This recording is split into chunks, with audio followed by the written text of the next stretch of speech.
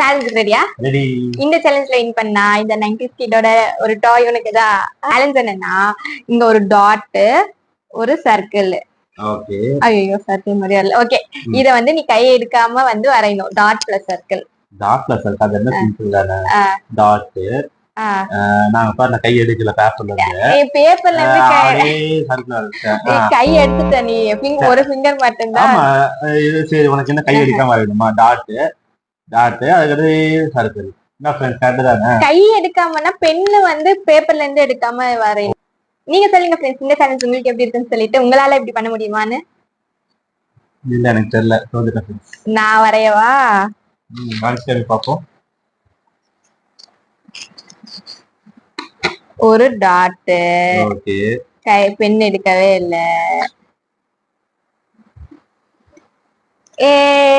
உண்மையிலே வந்துச்சு.